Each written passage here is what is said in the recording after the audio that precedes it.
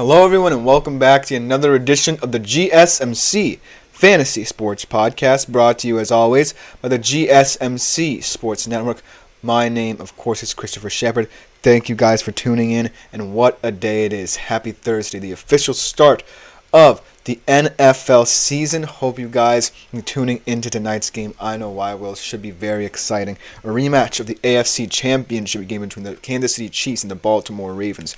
Before we kind of get into full swing of things for the season, I do want to if there are any last-minute fantasy football drafters out there, talk a little bit more about some injury concerns and injury updates, including the fantasy implications with them. And also I'm going to be doing a little bit of a draft or pass series where I'm talking about some key players and key positions that I think you should either target or avoid. I will give you my final verdict on them as well. Before we get into any of that, I do want to remind you, as always, to consider liking, following, and subscribing to the show and the network. Anything that you do for the network and the show is greatly appreciated. Also, if you haven't already, since we are now a live show as well, make yourselves available to the Super Chat, Super Thanks, and Super Stickers features. We really want this show to be all about you. Interaction is key, especially as the NFL season starts. I want all your analyses, your questions, your comments, your concerns, about anything. If you even want to steer the show in another direction, I will be willing to hear whatever you have to say. Anything you need, I will do my best to give you that information. But it's ultimately up to you, my audience, whether or not you want to participate. This is just a friendly reminder that there are so many different ways, and whatever you do is greatly appreciated. But without further ado, let's jump right into today's show. And our first segment of the day is kind of an injury update with a lot of fantasy implications and fantasy fallout. This player, clearly one of the most revered, not just in real life, but in fantasy football circles everywhere, for what he did and what he meant to the position as a whole. However, sadly, as many of you know, week 2 of last year, he suffered a very similar injury to one he had already sustained in college, tearing both his ACL and MCL out for the entirety of the season. Now at the start of this season, on the physically unable to perform list, will miss at least 4 games. We are, of course, talking about Nick Chubb. Now, Nick Chubb, like I said, has always been the picture of consistency when it comes to the running back position, and most importantly, being a top running back at the position as well. Really vaulting the running back market into the stratosphere, really revolutionizing the position. I don't necessarily think we would see the top of the running back market be so heavy and be so highly coveted early in the first round if it wasn't for someone like Nick Chubb.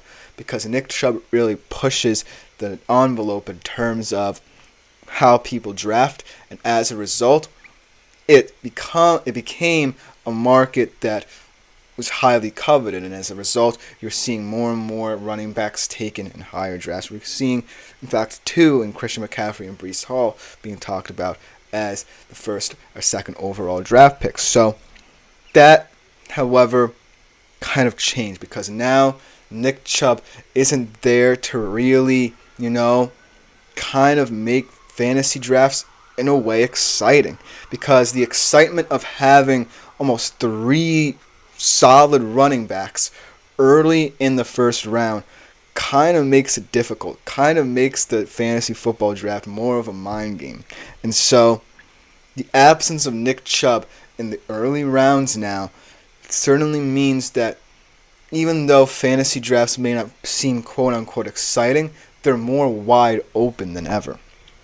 Let's talk about the fantasy fallout now, because I think it's highly integral to understand what Nick Chubb brought to the Browns and what's being taken away from them for at least the first 4 games of the season.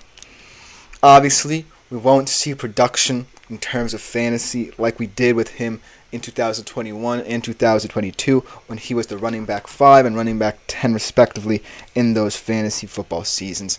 And right now, a lot of people are projecting that either he's going to be a lower tier flex option who you draft in the latter rounds, or not drafted entirely. Maybe you are looking at someone else on the Browns roster.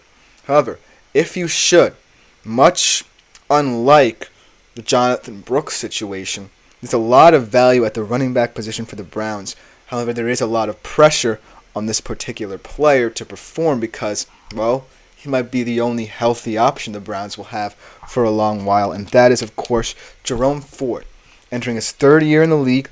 Last year, career highs in rushing and receiving yards. Maybe that's fate of circumstance, and maybe it won't happen again because Deshaun Watson's now the full-time QB there. But here's the thing. Against the Pittsburgh defense, he did have 24.1 fantasy points. That goes to show that he can perform against top-level defenses, and he did average 12.9 fantasy points from weeks 3 to 17. It's not Nick Chubb RB5, RB10 levels, but it's consistent enough that even he can be seen as a high-end flex option, maybe until the end of the season, because I consider him, even with Nick Chubb, to be very valuable to what the Browns do on offense. I really think that the Browns are a team that are going to be a little bit run-heavy this year.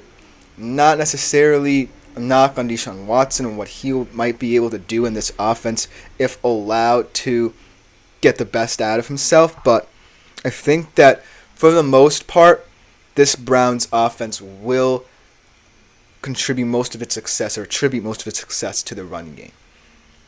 That being said, when I compare Jerome Ford to Nick Chubb now, Nick Chubb more so seems like a either first or second down back who really sets you up, and Jerome Ford is one of those guys who's able to exploit defenses more. And it kind of feels weird to say because this very well could have been the other way around many years ago, but I think that right now that's how I see this Browns offense panning out, with Jerome Ford kind of being the exploitative back in terms of his abilities and agility downfield to really open up the run game, maybe open up the pass game a little bit more.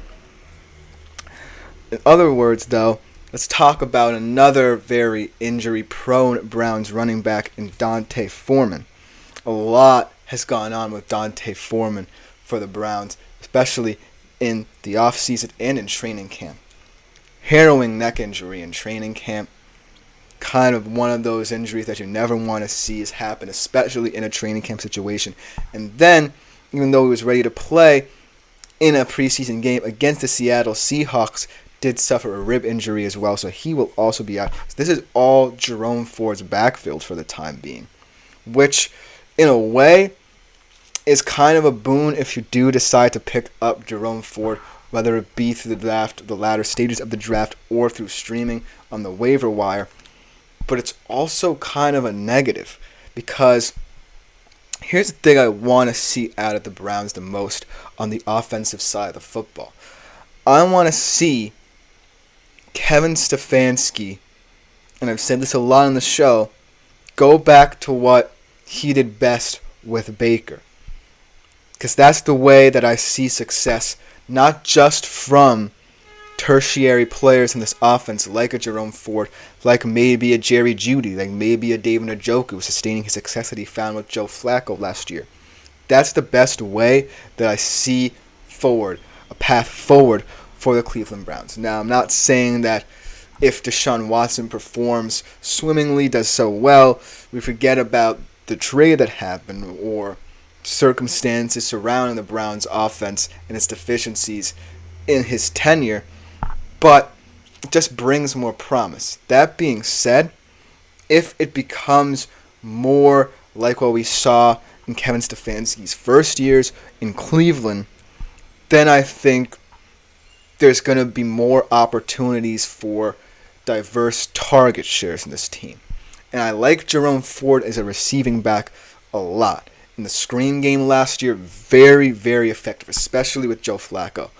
But he's going to have to replicate it, for one, with Deshaun Watson, and two, most importantly, I think that Deshaun Watson is going to want to develop a rapport with the receiving cast he has. It's not necessarily the most exciting one. We've talked about them a little bit on this show, but I still think they have good enough weapons where Deshaun Watson just has to be serviceable, much like Baker Mayfield was in that first year with him and Stefanski. So the Nick Chubb injury isn't necessarily weird in the fact that the team will suffer without him, more so like what we were talking about with Brooks, where it was a little bit weirder. The running back situation in Carolina was up in the air. This Brown situation is a little bit more optimistic because even if Nick Chubb comes back after that 4-game timeline from the PUP list and doesn't necessarily perform, I still think that Jerome Ford will, depending on whether or not this offense stays kind of similar to what we've seen in the Deshaun Watson era, or kind of diversifies back to what Baker Mayfield was doing, I still think that at the end of the day, the whole situation surrounding this has a much more positive outlook, even if Chubb is not the same anymore. However, the one caveat is the structure of this offense. Can the scheme fit the players they have? And can Deshaun Watson, most importantly, execute with the players he has? Because right now, at this current moment in time, he clearly has not lived up to the billing of his contract. And in order to at least salvage some of that, he needs to operate in a way where both him and Kevin Stefanski feel comfortable with what they're doing. And right now, I just don't see it. Let me know what you guys think in the comments, because this situation, it kind of feels weird to say it's optimistic, but I think it's much more positive when we look at other injuries, especially whether we're talking about next, surround the NFL in terms of fantasy options and fantasy fallout surrounding it. So let me know what you guys think about it in the comments. That will just about do it for this segment. Coming up next, we do talk about another injury, giving you an update and some fantasy implications surrounding that, but this time with a tight end. You don't want to miss this segment. We'll be right back after the break. I feel like I'm losing my mind. Is everybody in the world blind?